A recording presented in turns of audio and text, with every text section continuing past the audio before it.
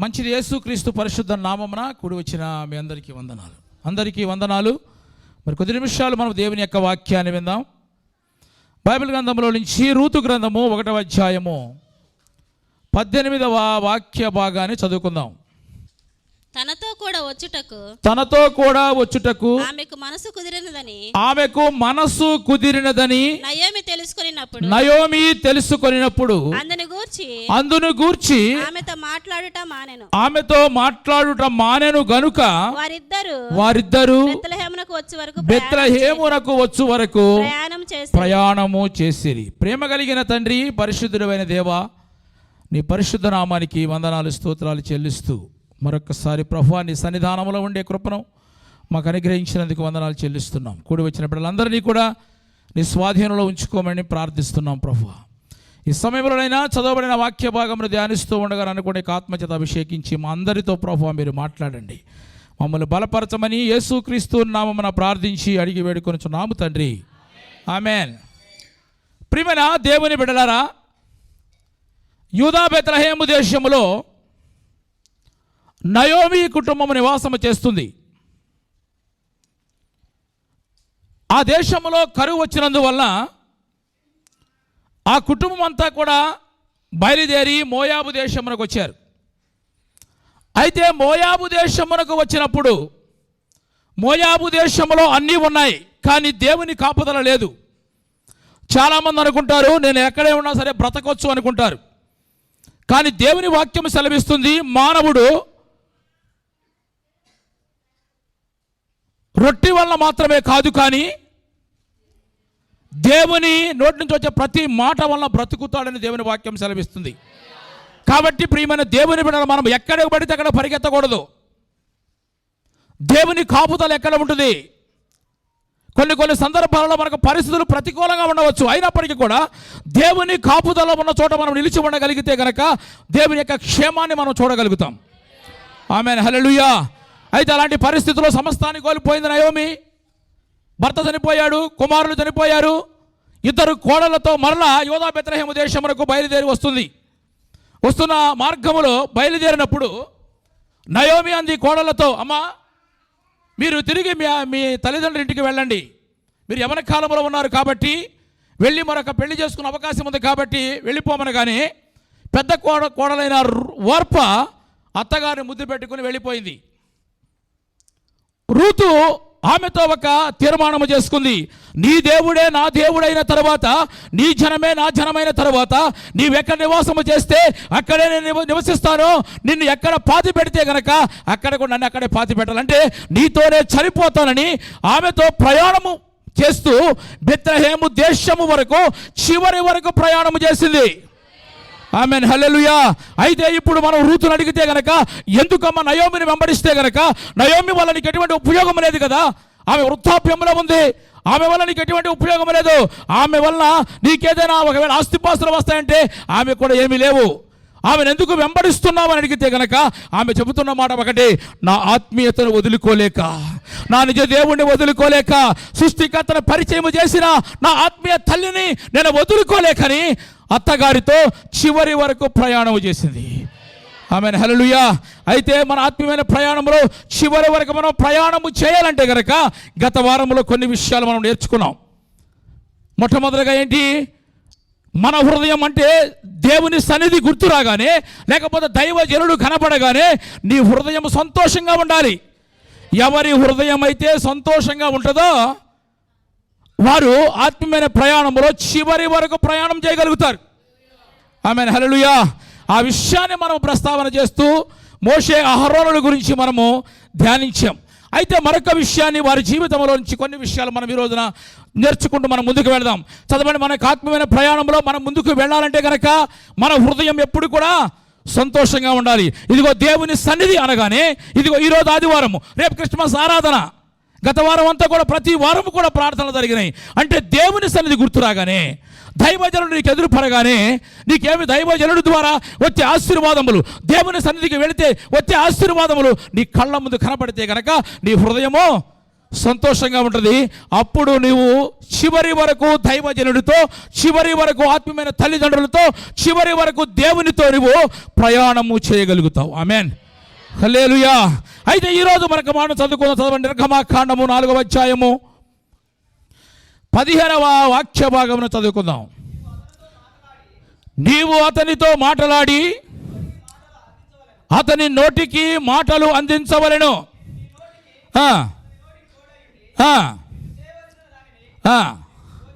మీకు బోధించదను. అతడే నీకు బదులు జనులతో మాట్లాడవలెను. అతడే నీకు నోరుగా ఉండును, నీవు అతనికి దేవుడుగా ఉండును. ఆమేన్, హల్లెలూయా. అయితే ప్రియమైన దేవుని బిడ్డల, మన ఆత్మీయమైన ప్రయాణంలో చివరి వరకు మనం కొనసాగాలి. రూతు ఒక తీర్మానం చేసుకుంది. తన అత్తగారితో, తన ఆత్మీయమైన తల్లితో చివరి వరకు బెత్లెహేము వరకు ప్రయాణము చేసింది. అయితే మన ఆత్మీయమైన ప్రయాణంలో చివరి వరకు మనం ప్రయాణము చేయాలంటే గనక మన హృదయం ఎప్పుడు కూడా సంతోషముగా ఉండాలి. ఆమేన్. ఇక్కడ మరొక విషయాన్ని మనం గమనించైతే గనక, ఇక్కడ నేను సరిగా మాట్లాడలేను, నేను నోటి మాంద్యము గలబడను, నేను బాగా మాట్లాడలేను అని అంటే గనక దేవుడు అన్నాడు, మీ అన్న బాగా మాట్లాడతాడు. ఆమేన్, హల్లెలూయా. నీవు అతనికి నోటికి మాటలు అందించు, అతడు మాట్లాడతాడు అని దేవుడు చెప్పాడు కదా. జాగ్రత్తగా చెప్పాడే. కానీ మోషే చాలా తక్కువ సందర్భాలలో అహరోనుకు ఛాన్స్ ఇచ్చాడు. అహరోను మాట్లాడాలి కదా. ఈయన ఏం మాట్లాడాలనుకున్నారో ఆ మాటలు అహరోనుకి అందించాలి మోషే. కానీ మోషే ఏం చేశాడంటే చాలా సందర్భాలలో కూడా, ఎక్కువ సందర్భాలలో కూడా ఆయనే మాట్లాడాడు. అహరోనుకు ఛాన్స్ తక్కువ ఇచ్చాడనమాట. ఎప్పటికప్పుడు మోషేనే మాట్లాడుతూ వచ్చాడు. అప్పుడు అహరోను ఏమని మాట్లాడాలి? నేను కదా మాట్లాడేది, నేను మాట్లాడుతున్నప్పుడు నువ్వే మాట్లాడుతున్నావేంటి అని అంటే గనక చివరి వరకు ప్రయాణం చేసేవాడు కాదు. ఆయన అలా మాట్లాడకుండా ప్రియమైన దేవుని బిడ్డలారా, తన 40 సంవత్సరములు కూడా అలాగే ఉన్నాడు. 40 సంవత్సరములు కూడా మౌనంగానే ఉన్నాడు. అవకాశం ఇస్తే మాట్లాడాడు, అప్పగిస్తే చేశాడు. అంటే ఓపికతో ప్రయాణము చేశాడు. నీ ఆత్మీయమైన ప్రయాణంలో చివరి వరకు మనం ముందుకు కొనసాగాలంటే కనుక మన హృదయం సంతోషంగా ఉండటం మాత్రమే కాకుండా నీకు ఓపిక కావాలి, నీకు సహనము కావాలి. అలా ఉన్నప్పుడే చివరి వరకు 40 సంవత్సరములు కూడా అహరోను మోషేతో కలిసి ప్రయాణము చేశాడు. కాబట్టి నా ప్రియమైన దేవుని బిడ్డలారా, మన ప్రయాణము సాఫీగా సాగిపోవాలి. మన ప్రయాణము చివరి వరకు కొనసాగాలి. 2024 సంవత్సరం వస్తుంది. 2024 సంవత్సరం అంతా కూడా మనం అంతా కూడా దేవుని సన్నిధిలో దేవునితో కలిసి మనం ప్రయాణము చేయాలి అనుకున్న ప్రతి ఒక్కరికి కూడా పరిస్థితులు కొన్ని అనుకూలంగా ఉండవచ్చు, కొన్ని అనుకూలంగా లేకపోవచ్చు, ప్రతికూలంగా మారి ఉండవచ్చు. అయినప్పటికీ కూడా నువ్వు ఒక తీర్మానంతో ఆ సంవత్సరం నువ్వు అడుగు పెట్టాలని ప్రభు కోరుకుంటున్నాడు. నీకు ఓపిక కావాలి, సంతోషము కావాలి, సహనము కావాలి. ఇక్కడ సహనముతో వెంబడించాడండి. ఒకసారి కోరాహు ఉదంతములో సమాజం అంతా కూడా అహరోనుకు విరోధంగా కూడినప్పుడు భయంకరమైన ఉపద్రవం వచ్చింది అక్కడ.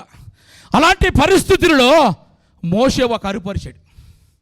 అహరోను ఎలా ఉంటుంది చెప్పండి, అది సందర్భం, అది నేను పెద్దవాడిని కదా నన్ను అలా పిలుస్తావు అనుకోలేదు. అహరోను, నీవు నీ సువర్ణ ధూపార్తిని తీసుకొని బలిపీఠపు నుప్పులతో నింపి ధూపము వేసి వేగముగా సమాజము దగ్గరకు వెళ్ళు. ఇప్పటికే సమాజంలో తెగులు ప్రారంభమైంది అనగానే చిన్న పిల్లవాడిలాగా అలాగే అని వెంటనే అక్కడికి వెళ్ళాడు. అంటే ఆ సహనము లేకపోతే, ఆ ఓపిక లేకపోతే కనుక నేను పెద్దవాడిని కదా, నేను సీనియర్ని కదా, నన్ను ఎలా ఎందుకు అంటావని అతను వెంబడించేవాడు కాదు. చిన్న పిల్లవాడు తను అప్పగించుకుని వెళ్ళాడు. కాబట్టి ప్రయాణంలో మనం ఆత్మీయమైన ప్రయాణంలో చివరి వరకు వెళ్ళాలి. నీకంటే చిన్నవాళ్ళు ఒకవేళ ఆత్మీయంగా ఎదుగుతూ ఉండవచ్చు. వాళ్ళు ఒకవేళ నీకు సలహా ఇచ్చారనుకోండి, దాన్ని అది ఆత్మ సంబంధమైన జీవితానికి అవసరమైందని గుర్తించగలిగితే కనుక నీవు కూడా ఓపికతో సహనంతో నువ్వు ముందుకు కొనసాగుతావు. ఆమేన్, హల్లెలూయా, హల్లెలూయా. కాబట్టి ప్రియమైన దేవుని బిడ్డలారా, మన ప్రయాణంలో చివరి వరకు వెళ్ళ ఆగిపోకూడదు. కొన్ని నెలలు మంచి బాగానే వస్తారు కొంతమంది, తర్వాత ఆగిపోతారు సడన్గా. ఎన్నో కారణాలు చెప్తారు. నువ్వు ఆగిపోకూడదు. ఆగిపోవటానికి కాదు, నీకు మరొక సంవత్సరాన్ని పొడిగించి, నీకు కాలాన్ని పొడిగించి దేవుడు అందుకు కాదు. నువ్వు ఆగిపోకుండా ముందుకు వెళ్ళాలి. ఒకసారి మోషే పెండ్లి విషయంలో కూడా కొంచెం ఎక్స్ట్రా మాట్లాడారు. ఎవరో అహరోను మిరియాములు. దేవుడు వెంటనే ప్రత్యక్ష గుడారంగా వారు పిలిచినప్పుడు, నా సేవకునికి విరోధముగా మీరు ఎందుకు మాట్లాడారు, మీకు అసలు భయం లేదా అన్నట్టు అని మాట్లాడి గద్దించినప్పుడు వెంటనే కుష్ఠరోగము తెల్లని హిమము వలె మిరియాముకు పట్టినప్పుడు అహరోను ఒక చిన్న ప్రార్థన చేశాడు.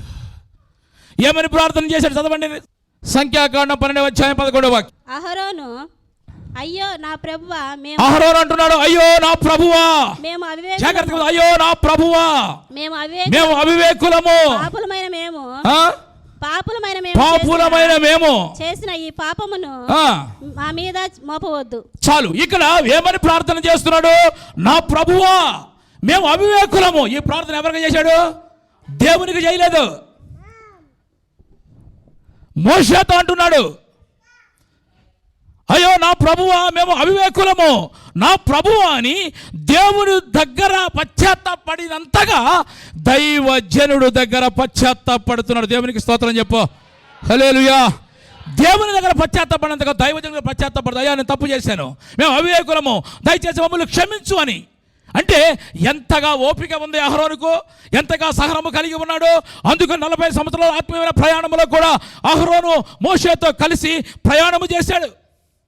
కొంతమంది ఒకవేళ దైవజనులకు వ్యతిరేకంగా మాట్లాడినా, వ్యతిరేకంగా మనం ఆలోచించినా, ఆ సంగతి తెలిసి ఒకవేళ సేవకుడు అడిగినా సారీ చెప్పరు. కొంతమంది పొరపాటును కూడా క్షమించమని అడగరు. కొంతమంది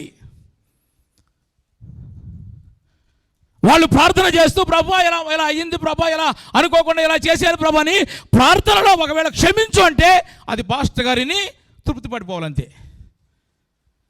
పొరపాటును డైరెక్ట్గా మాట్లాడరు, డైరెక్ట్గా చెప్పరు. ఇదిగో నేను తప్పు చేశాను ప్రభా, నీకు వ్యతిరేకంగా ఆలోచన చేశాను ప్రభా, నేను ఒక్కడినే చేయాలనుకున్నాను ప్రభా, నేను ఒక్కడిని అలాంటి పరికమాలు ఆలోచనిస్తున్నాను ప్రభా అని ఒక్కసారి కూడా వాళ్ళ హృదయం పరిశీలన చేసుకుని క్షమాపణ చెప్పే మనసు కొంతమందికి ఉండదు.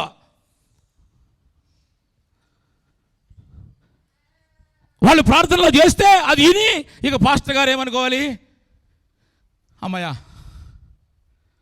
అలాంటి వారు కూడా ఉంటారు కొంతమంది. కాబట్టి ప్రియమైన దేవుని బిడ్డలారా, ఇక్కడ అహరోను ఇలా ఉన్నాడు కాబట్టి, ఓపికతో ఉన్నాడు కాబట్టి, సహనంతో ఉన్నాడు కాబట్టి, ప్రత్యక్ష గుడారము కట్టబడిన తరువాత అతి పరిశుద్ధ స్థలములోనికి వెళ్ళి ముఖాముఖిగా మందసము వేదం ఉన్న మహిమను చూసే అవకాశము పొందిన ఏకైక వ్యక్తి అహరోను. చప్పండి కూడా దేవుని స్తోత్రం చెప్పండి. అలాంటి ఘనత ఎవరికి లేదు బైబిల్ గ్రంథంలో. ఓపికతో ప్రయాణం చేశాడు, సహనముతో ప్రయాణం చేశాడు, అందుకే చివరి వరకు ప్రయాణం చేయగలిగాడు. అందుకే దేవుడు అహరోను హెచ్చించలేదా? దేవుడు అహరోను గణపరచలేదా? నీ ఆత్మీయమైన ప్రయాణంలో దేవ సేవకునితో, ఆత్మీయమైన తల్లిదండ్రులతో ప్రయాణము చేస్తే తప్పకుండా దేవుడు నిన్ను ఆశీర్వదిస్తాడు. ఆత్మ సంబంధమైన దీవెనలతో దేవుడు నింపుతాడు. ఆమేన్, హల్లెలూయా. కాబట్టి మన ఆత్మీయమైన ప్రయాణంలో చివరి వరకు మనం ప్రయాణం చేయాలి. ఎక్కడ కూడా మనం ఆగిపోకుండా ఉండాలంటే కనుక మన హృదయము, అహరోను హృదయం ఎలా ఉందంట, మోషేను చూడగానంట సంతోషించింది. సంతోషించడం మాత్రమే కాదండి, ఇదిగో అతనికి ఒక్కసారి చాలాసార్లు అవకాశం ఇవ్వకుండా మోషేనే మాట్లాడాడు. మొట్టమొదటి దేవునికి ఏం చెప్పాడు? నేను అత్తువాడిని ప్రభు, నేను మాట్లాడాను ప్రభు, నాకు సహాయం చేయి ప్రభు అంటే, ఇదిగో నీకు అన్న ఉన్నాడు కదా, నువ్వు తోడుగా, నువ్వేం భయపడవద్దు, నువ్వేమన్నా మాట్లాడుకుంటే కానీ ఆయన మాటలు అందించు, ఆయన మాట్లాడతాడు, మీ ఇద్దరు నోరికి నేను తోడుగా ఉంటాను దేవుడు చెప్తే మొత్తం ప్రతి అవకాశాన్ని కూడా మోషేనే ఉపయోగించుకున్నాడు. మరి ఇక నేను చర్చి మానేస్తానల్లా, నేను ఎందుకే ఆదివారం రానని చెప్పరా? చివరి వరకు అతను ఓపికతో సహనముతోనే ఉన్నాడు. కాబట్టి ప్రియమైన దేవుని బిడ్డరా, అహరోనును దేవుడు ఘనపరిచాడు. అహరోను దేవుడు ఒక ఉన్నతమైన స్థితిలో హెచ్చించాడు. అందుకని ప్రియమైన దేవుని 133వ కీర్తనలో రాయబడిన మాట ఏంటంటే, సహోదరుల ఐక్యత కలిగి ఉండుట ఎంత మేలు, ఎంత మనోహరము. ఎక్కడైతే అలా కలిగి ఉంటారో అక్కడ ఏముంటుందంట, అక్కడ శాశ్వతమైన జీవం ఉంటుందంట, అక్కడ ఆశీర్వాదం ఉంటుందంట అని చెప్పుతూ అక్కడ ఎవరిని పెట్టారు? అక్కడ అహరోను గురించి మాట్లాడుతున్నాడు. ఆమేన్. హల్లెలూయా. సంఘములో ప్రియమైన దేవుని బిడ్డ అలాంటి ఐక్యత కలిగి ఉండాలి. మనము సంఘములో మనం అందరం కూడా కలిసి ముందుకు వెళ్ళాలంటే కనుక అందరం ఒకరు ఓపిక పట్టుకుంటూ సహనముతో ఒకరిని చూసినప్పుడు ఒకరు సంతోషించు ముందుకు వెళ్ళగలిగితే కనుక మనం ఆత్మీయమైన ప్రయాణంలో మనము చివరి వరకు చెప్పాలి. ఆమేన్. హల్లెలూయా, హల్లెలూయా. కాబట్టి సంతోషంగా ఉంటే కాదు, ఓపిక కూడా ఉండాలి, సహనం కూడా ఉండాలి. కొంతమంది చూడంగానే సంతోషిస్తారు, కానీ లోపల వేరే వేరే ఆలోచనలు ఉంటాయి. అహరోను అలాంటి వాడి కాదు. ఆలోచన వచ్చింది కాబట్టి ఏం చేశాడు? తేజో నక్షత్రాన్ని ఏం చేశాడు? మనస్సులో అనుకున్నాడంతే, ఒక్క తనిదంతే మూలకెళ్ళి పడ్డాడు. ఆలోచన వచ్చిందంటేనే వీడికి డేంజర్కి. ఎంతమంది నిజంగా దాన్ని క్రియారూపం తీసుకొస్తే ఎంతమందిని చెడగొడతాడో అని దేవునికి తెలుసు. కాబట్టి ప్రియమైన దేవుని బిడ్డలారా, మన ఆత్మీయమైన ప్రయాణంలో మనము చివరి వరకు వెళ్ళాలనుకున్న వాళ్ళంతా దేవునికి స్తోత్రం చెప్పండి. సంతోషంగా దేవునికి స్తోత్రం చెప్దాం. ఓపిక కావాలి, సహనము కావాలి. కొన్ని సందర్భాల్లో అసలు నీకు అవకాశం ఏమైనా ఉండకపోవచ్చు కదా. ఇక్కడ కూర్చున్న వాళ్ళందరూ కూడా పాట పాడేవాళ్ళే కదా, ప్రార్థన చేసేవాళ్ళు. ఒకసారి అవకాశం ఉండదు, అంత మాత్రాన నేను మనిషిరానా అనుకుంటే కుదరదు. కొంచెం ఓపిక. నీకు అవకాశం వచ్చినప్పుడు, నీకు సందర్భం వచ్చినప్పుడు నువ్వు దేవుని పనిలో వాడబడటానికి ప్రభు కృప చూపుతాడు. ఎలాంటి వారైనా సరే అలా ఉండగలిగితే కనుక దేవుడు ఘనపరుస్తాడు. అహరోనును ఘనపరచలేదా? అహరోనుకు ఒక ఉన్నతమైన స్థానాన్ని దేవుడు ఇవ్వలేదా? నాకు కూడా దేవుడు ఒక ఉన్నతమైన స్థానం ఇవ్వాలనుకున్న ప్రతి ఒక్కరు కూడా ఓపికతో ప్రయాణము, మనం ఆత్మీయమైన తల్లిదండ్రులతో దేవునితో మనం ముందుకు వెళుతూ ఉండాలి. ఆమేన్. మరొక మాటను చెప్పి మనం ముగిద్దాం. చదవండి. ప్రియమైన దేవుని బిడ్డలారా, గత వారంలో మనం గమనించినట్లయితే కనుక హృదయము మనము సంతోషంగా ఉండాలని, రెండవదిగా మన తీర్మానము బలమైనదిగా ఉండాలి. ఆమేన్. దైవజనుడు వద్దన్నాడు, ఊరందరూ వద్దన్నా, ఎన్ని ఆటంకములు వచ్చినప్పటికీ కూడా నువ్వు బేతేలుకి వెళితే నేను వస్తా, స్తోత్రం. నువ్వు యోర్దానుకు వెళితే నేను వస్తా, ఆమేన్. నేను ఎరికోకి వెళితే నువ్వు ఎరికోకి వెళితే నేను అక్కడికి వస్తాని దైవజనుడు వద్దన్నప్పటికీ కూడా ఎందుకు వెళుతున్నాడు? దైవజనుడి మీద ఉన్న ప్రేమను బట్టి కాదు, అతడు తీసుకున్న తీర్మానం బలమైనది. ఆమేన్. హల్లెలూయా. మన తీర్మానం బలముగా ఉండాలి. ఆ బలముగా ఉంటేనే మనం ఏం చేయగలుగుతాం? చివరి వరకు మనము ప్రయాణము చేస్తాం. ఆమేన్. హల్లెలూయా, హల్లెలూయా. అయితే మరొక మాటను మనం జ్ఞాపకం చేసుకొని చదవండి. ఆది కాండంలోకి వెళ్దాం. 15వ అధ్యాయం 2వ వాక్యం. అందుకు అబ్రహాము, ప్రభువైన యెహోవా నాకేమి ఇచ్చుచున్నావేమి? నేను సంతానమును లేని వాడనై పోవుచున్నానే. దమస్కు ఎలియాజరే నా ఇంటి ఆస్తికర్తయగును కదా. ఆమేన్. ఆది కాండము 24వ అధ్యాయం 2వ వాక్యం కూడా చదువుదాం. అప్పుడు అబ్రహాము తనకు కలిగిన సమస్తమును ఏలుచుండిన తన ఇంటి పెద్ద దాసునితో నీ చెయ్యి నా తొడ కింద పెట్టుము. నేను ఎవరి మధ్య కాపురమున్నాను ఆ కానానీయుల కుమార్తెలలో ఒక దానిని నా కుమారునికి పెళ్లి చేయక నా స్వదేశమందున్న నా బంధువుల యొద్దకు వెళ్ళి ఇస్సాకునను నా కుమారునికి భార్యను తెచ్చినట్లు ఆకాశం యొక్క దేవుడును భూమి యొక్క దేవుడునైనా యెహోవా తోడని ప్రమాణము చేయించుదనను. ఆమేన్. ఇక్కడ మీరు గమనించాలి, ఇక్కడ ఎలియాజరు కనబడుతున్నాడు. ఎలియాజరు అబ్రహాముకు పెద్ద దాసుడు. ఆయన దాసుడే, అధికారి కాదు. 15వ అధ్యాయం 2వ వాక్యంలో చూస్తే గనక దేవుడు అబ్రహాం ఇంటికి వచ్చినప్పుడు బాధపడ్డాడు అన్నమాట చాలా.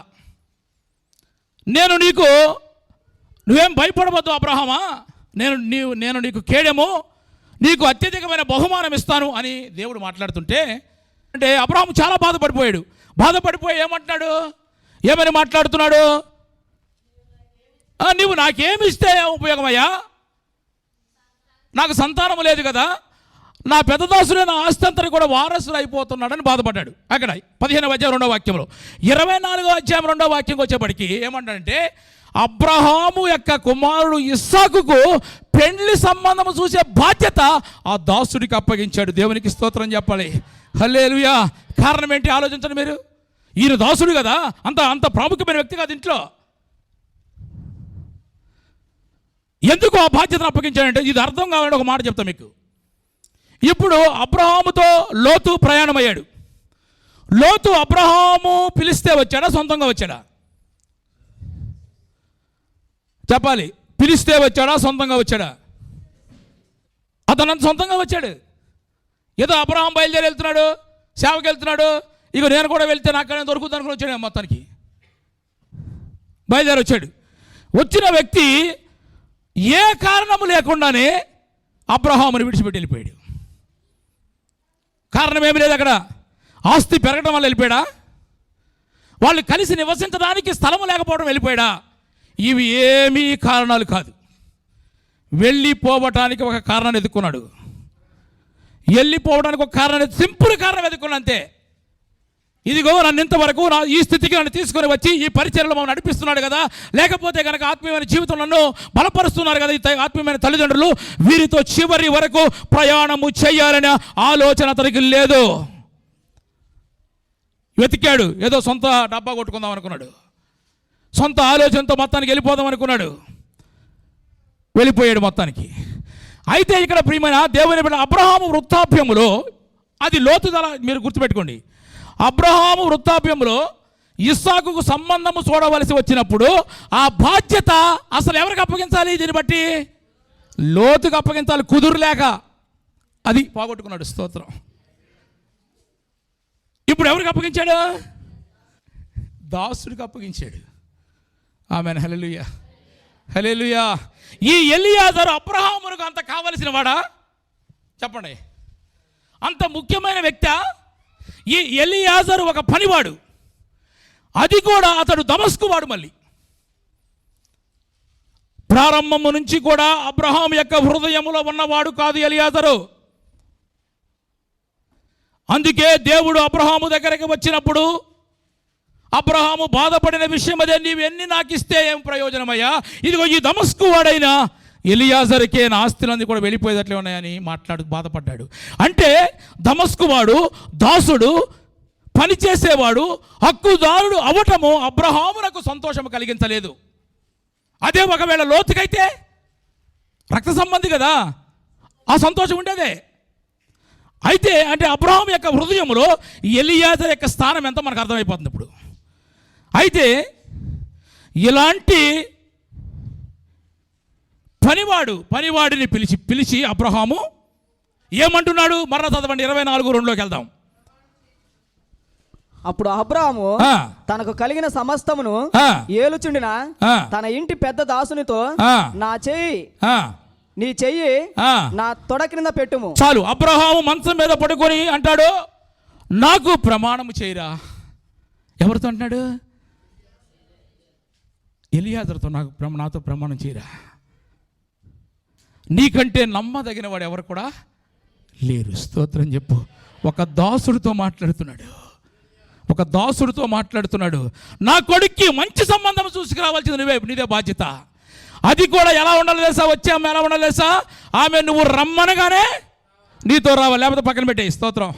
అలాంటి ఆమెను, అంటే అంత బాధ్యత ఒక దాసుడికి, ఎలియాజరుకి దేవుడు అబ్రహాం అప్పగించాడంటే కనుక ప్రియమైన దేవుని బిడ్డలారా, అతడు చివరి వరకు కూడా లోతు వలే లేడు. ఎలా ఉన్నాడు? నమ్మకముగా ఉన్నాడు. చప్పకుండా దేవుని స్తోత్రం చెప్దాం. హల్లెలూయా, హల్లెలూయా. ఈ ఎలియాజరు వెళితే లాభాన్ అంటున్నాడు.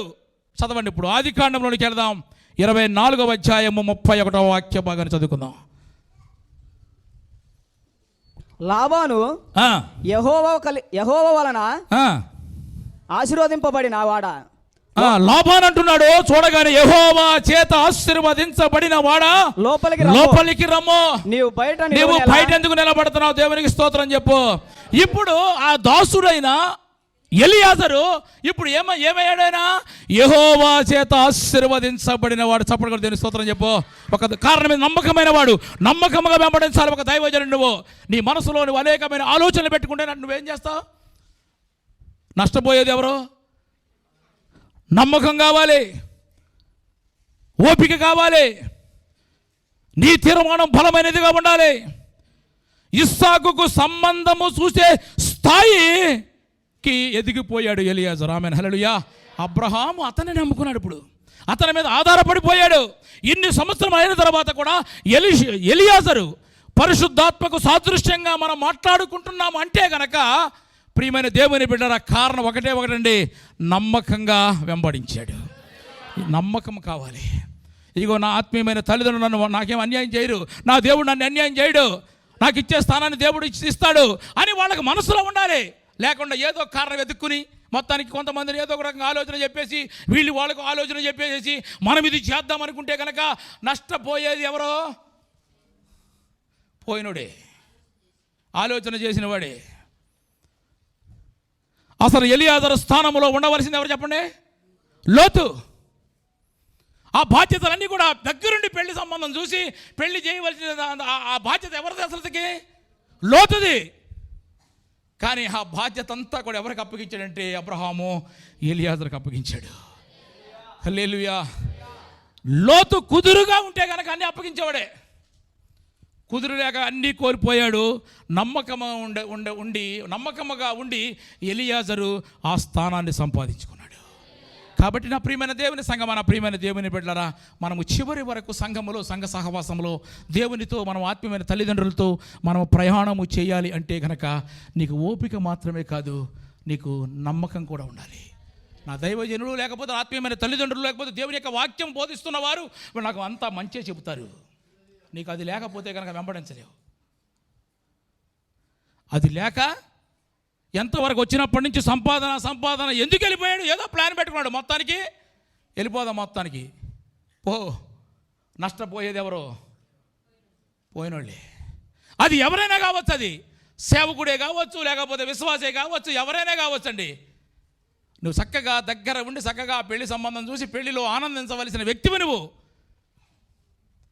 కానీ అవన్నీ కూడా కోల్పోయాడు లోతు. ఎక్కడో అసలు ఈ నాస్తంతా కూడా ఈ ఎలియాజరుకి వెళ్ళిపోతుందని బాధపడిన అబ్రహాం ఏం చేశాడంటే ఆ బాధ్యత అంతా కూడా ఎలియాజరుకి అప్పగించేశాడు. కారణం నమ్మకత్వం. కాబట్టి నా ప్రియమైన దేవుని బిడ్డ, మన ఆత్మీయమైన ప్రయాణంలో చివరి వరకు మనం ప్రయాణము చేయాలి అనుకున్న ప్రతి ఒక్కరి కూడా చివరి వరకు మనం సంఘములో ఉండాలి, చివరి వరకు దేవునితో కలిసి ఉండాలి, చివరి వరకు ఆత్మీయమైన ప్రయాణంలో ఆత్మీయమైన తల్లిదండ్రులతో మనం కలిసి ప్రయాణము చేయాలనుకుంటే కనుక దేవుని సేవకుని చూడగానే, ఆత్మీయమైన తల్లిదండ్రులు చూడగానే, లేకపోతే దేవుని సన్నిధి గుర్తు రాగానే నీ హృదయం ఎలా ఉండాలి? సంతోషముగా ఉండాలి. ఇదిగో నాకు రక్షణ మార్గాన్ని బోధించగలిగిన దైవజనుడు వస్తున్నాడు, స్తోత్రం చెప్పండి.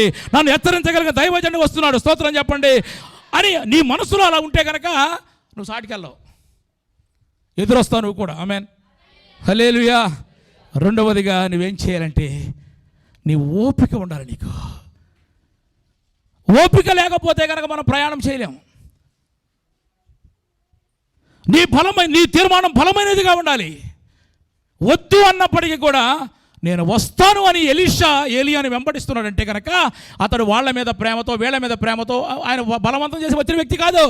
ఆయన తీర్మానము ఒక బలమైనది. ఆమేన్, హల్లెలూయా.